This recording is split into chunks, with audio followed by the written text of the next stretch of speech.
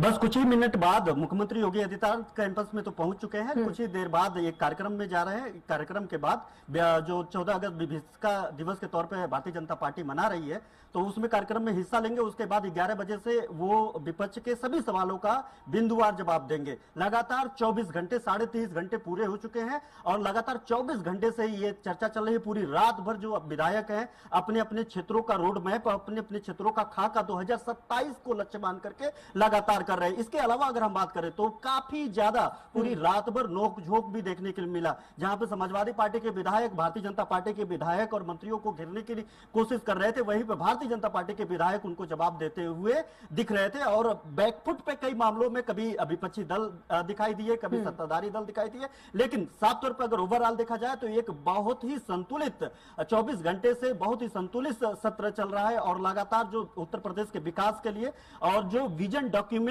पेश किया गया 2047 के लिए कि 2047 में उत्तर प्रदेश कैसा होगा, उस पे सभी लगभग सभी विधायकों ने अपने अपने रोड मैप और अपने अपने खाका तैयार किया। गोरखपुर यानी सीएम सिटी के पिपराइच विधानसभा से विधायक महेंद्र पाल जी हमारे साथ है। सर, आपने भी अपने जो विधानसभा क्षेत्र रहा उसके बारे में आपने खाका तैयार किया, उसके बाद धीरे धीरे आप जो है विपक्षी दलों पे हमलावर हो गए।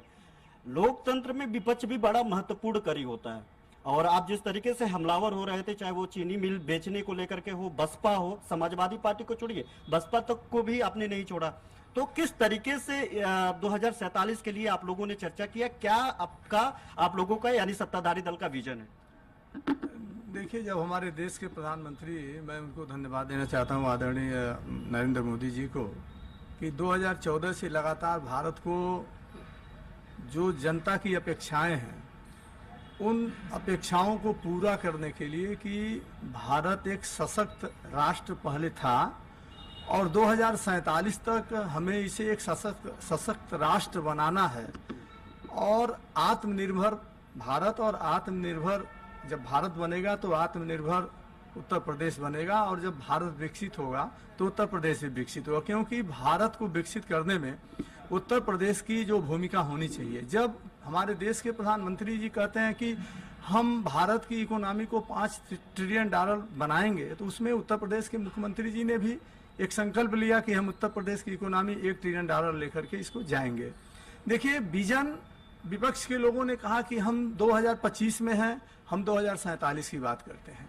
आप किसी भी, चाहे वो परिवार की बात हो, समाज की बात हो, प्रदेश की हो, राष्ट्र की हो, जब कोई व्यक्ति अपना कोई रोड मैप तैयार करता है तो निश्चित है वो लक्ष्य दूर का रखता है। कोई बच्चा जब पढ़ाई शुरू करता है तो अपना लक्ष्य टारगेट तय करता है कि हमें क्या बनना है और उसके अकॉर्डिंग वो तैयारी करता है। जब जो सरकार ही, जो पिछली सरकारें, लक्ष्य विहीन सरकारें, जिनका कोई लक्ष्य नहीं, जिनका कोई विजन नहीं, तो वो क्या बात करेंगे?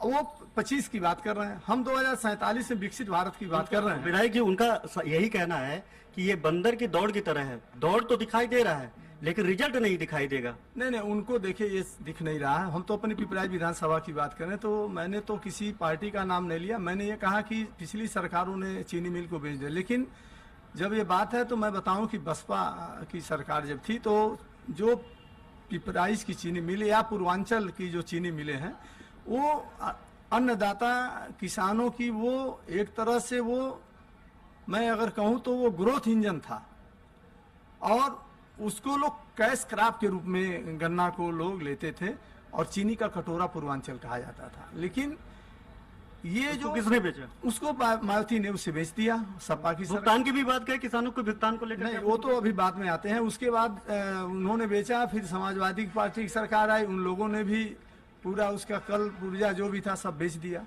मैं धन्यवाद देना चाहता हूं कि उत्तर प्रदेश के माननीय मुख्यमंत्री जी को, कि जिन्होंने 2017 में पहली कैबिनेट की बैठक में चीनी का कटोरा कहे जाने वाले उस पूर्वांचल के भूभाग में जहां पर दसियों चीनी मिल थी, आप यहीं से गोरखपुर से उठाएंगे तो आपका जो है कुशीनगर, महाराजगंज, जो है देवरिया, हर जगह बैतालपुर, हर जगह चीनी मिली थी।